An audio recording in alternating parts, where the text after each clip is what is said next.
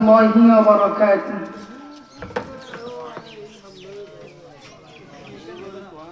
الحمد لله نحمده ونستعينه ونستغفره ونعوذ بالله من شرور أنفسنا ومن سيئات أعمالنا. من يهد الله فلا مضل له ومن يضلله فلا هادي له. ونشهد أن سيدنا وسندنا وحبيبنا وطبيب قلوبنا وأولانا ومولانا محمدا عبده ورسوله أرسله بالحق بشيرا ونذيرا وداعيا إلى الله بإذنه وسراجا منيرا. سبحانك لا علم لنا إلا ما علمتنا إنك أنت العليم الحكيم.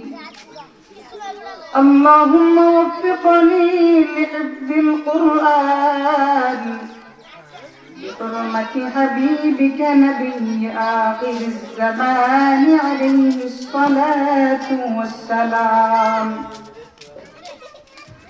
رب زدني علما رب اشرح لي صدري ويسر لي أمري واحلل عقدة من لساني يفقهوا قولي. أما بعد فأعوذ بالله من الشيطان الرجيم. بسم الله الرحمن الرحيم.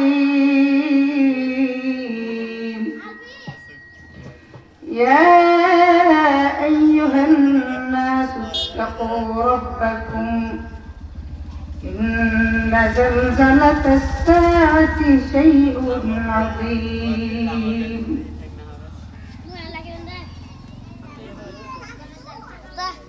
আল্লাহ পাকের লাখো কোটি শুকর যে রব্ব করিম, যে মালিক আমাদেরকে ফিতনার জমানা থেকে বাছাই করে যাচাই করে আজকের এই পবিত্র মজলিসে আসার এবং বসার এবং কিছু গুরুত্বপূর্ণ আলোচনা শোনার এবং আমি গোলামকে কিছু বলার তৌফিক দিয়েছেন। সে মালিকের দরবারে অন্তঃস্থল থেকে শুকরিয়া জ্ঞাপন করে বলে আলহামদুলিল্লাহ। যে নবী না হলে সৃষ্টি জগৎ হতো না, সারা জগৎ হতো না, আমরাও হতাম না। সে নবীর দরবারে দরুদ ইব্রাহিম পড়ি সকালে। اللهم صل على محمد وعلى آل محمد كما صليت على إبراهيم وعلى آل إبراهيم إنك حميد مجيد.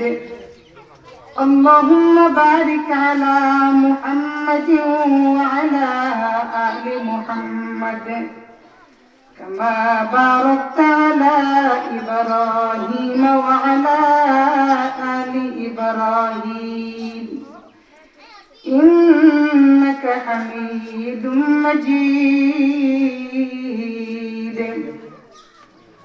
وقال رسول الله صلى الله عليه وسلم مفتاح الجنة الصلاة.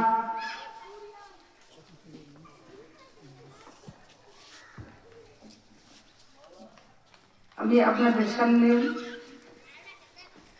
30 পারা কালামুল্লাহ থেকে একটি আয়াত পাঠ করেছি।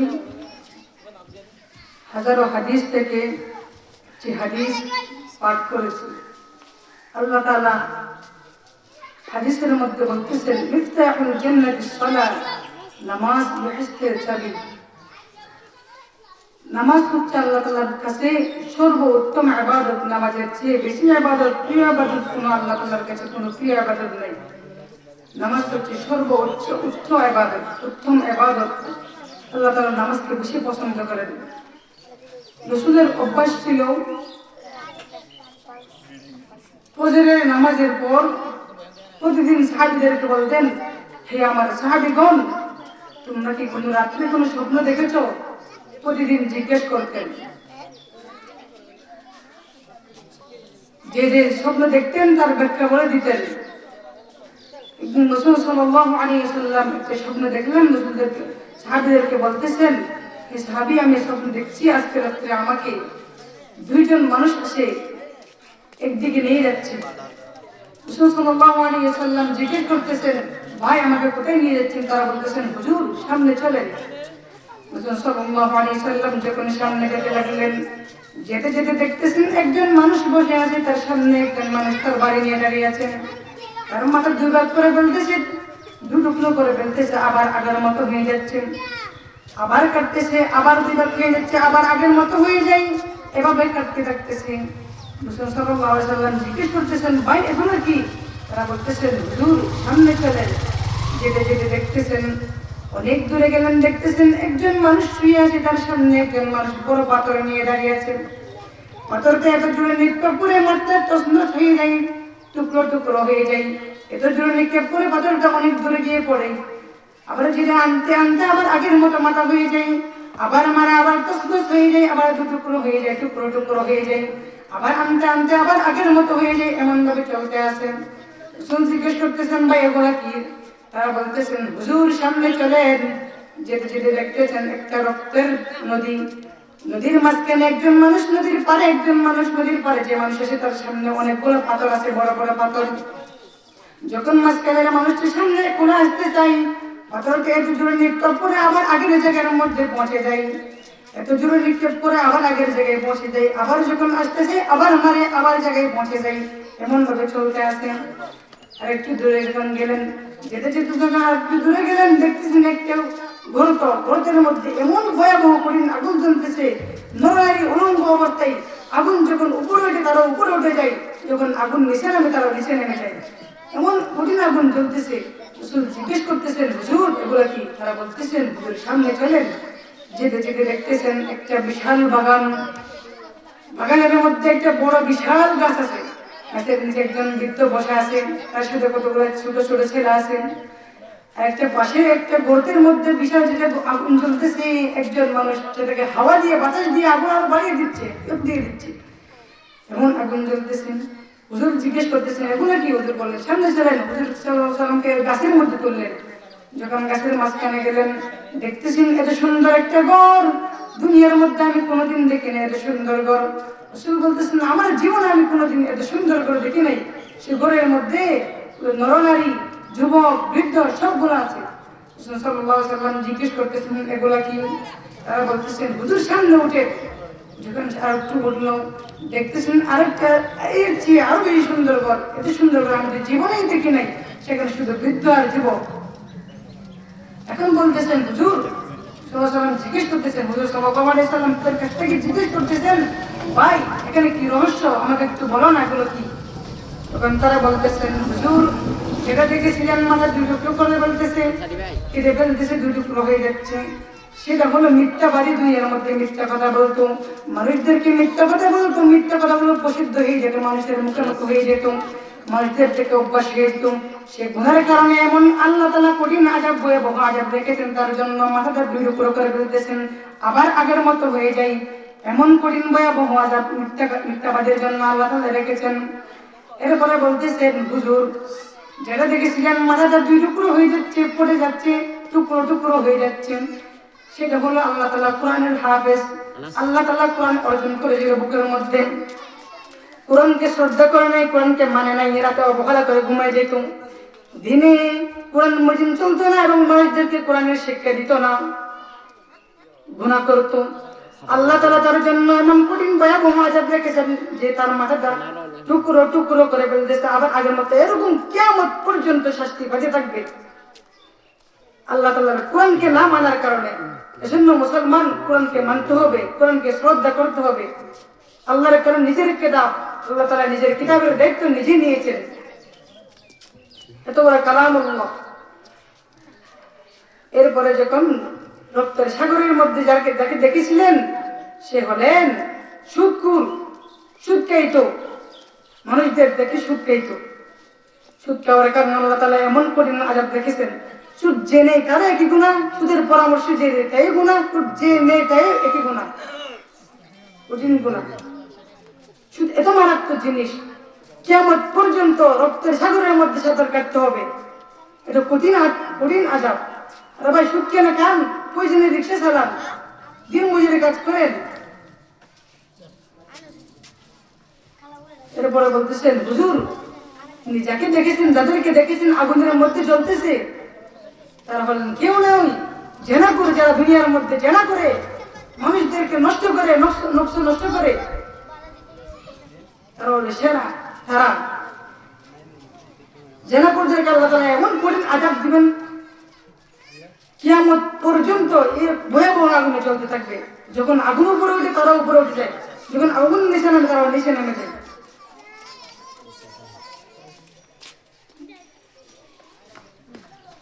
এরপরে যাকে দেখেছিলেন গাছের নিচে বৃদ্ধ, কেউ নয় ইব্রাহিম খলিলুল্লাহ, আল্লাহর খলিল। আর যারা শিশুগুলো ছিল তারা হলো যে নাবালক শিশু, মা বাবার কাছ থেকে বিদায় নিয়ে মৃত্যুবরণ করে আল্লাহ তাআলা ইব্রাহিম আলাইহিস সালামের মাধ্যমে তাদেরকে কোরআনের হাফেজ বানাচ্ছেন। কিয়ামতের ময়দানে তারা মা বাবার জন্য সুপারিশ করবে, কোরআনের হাফেজ হচ্ছে। আর যে আগুনের মধ্যে বাতাস দিয়ে আগুন বাজাচ্ছে সে হলো জাহান্নামের দরগা মালিক। জাহান্নামের দরগার নাম হলো মালিক। এরপরে যে গাছের মধ্যখানে যে গর্ত দেখেছিলেন, যুবক যুবতী সবাই আছে, বৃদ্ধ আছে, ছেলে আছে, এরা হলো সবাই যারা দুনিয়ার মধ্যে নেক কাজ করেছে, ভালো কাজ করে। আল্লাহ তাআলা তাদের জন্য সুন্দর ঘর রেখেছেন, এখানে সবগুলো আছে, সবাই আছে। আরে যে ঘরটা দেখেছিলেন একদম উপরে, সেটা হচ্ছে শহীদদের ঘর, যারা আল্লাহর রাস্তায় শহীদ হয়ে যায়, বিলীন করে দেয় নিজের জীবনকে, কোরআনের জন্য শহীদ হয়ে যায়, তাদের জন্য আল্লাহ তাআলা একদম উপরের মর্যাদা রেখেছেন জান্নাতের মধ্যে।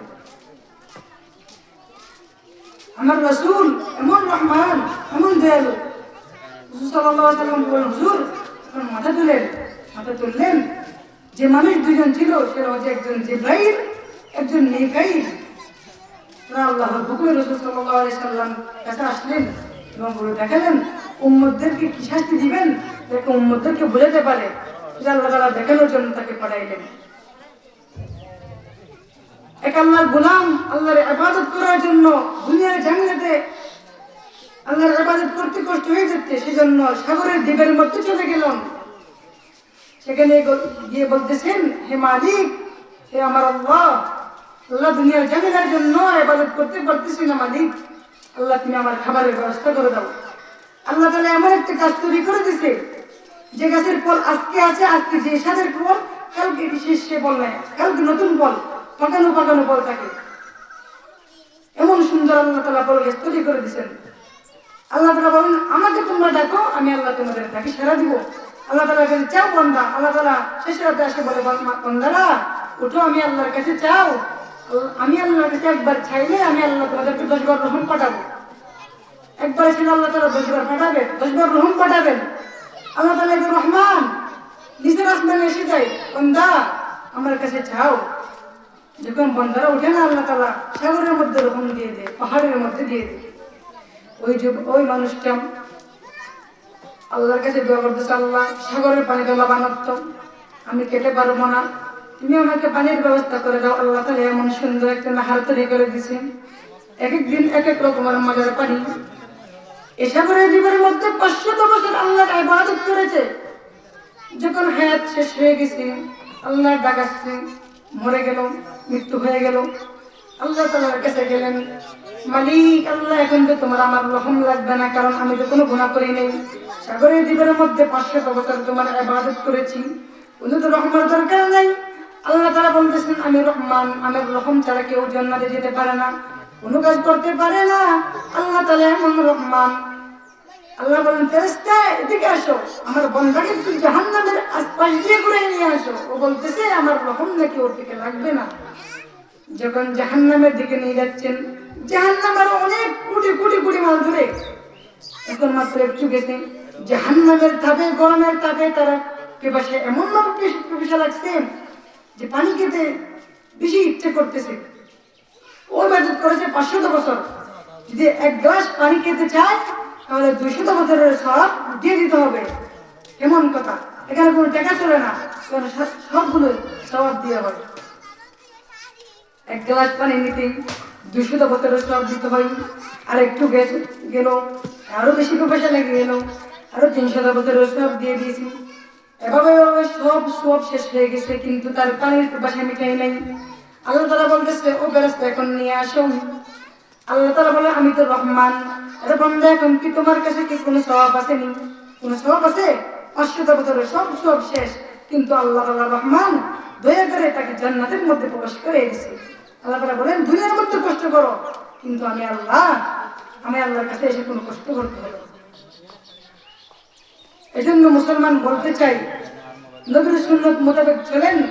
নবী যে তরিকা শিখিয়ে দিয়েছেন, আমার রাসূল যে শিক্ষা দিয়ে গেছেন, তরিকা দেখিয়ে দিয়ে গেছেন, এর অনুযায়ী চলেন।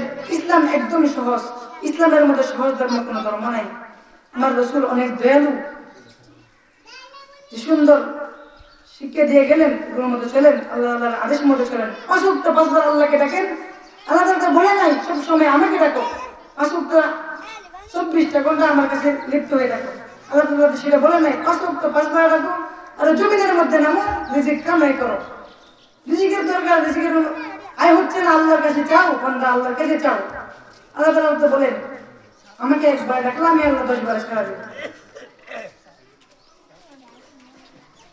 যে কথাগুলো বলেছি, আল্লাহ তাআলা আমাদের সবাইকে সহি বুঝে আমল করার তৌফিক দান করুন। আমিন। আসসালামু আলাইকুম ওয়া রাহমাতুল্লাহি ওয়া বারাকাতুহু।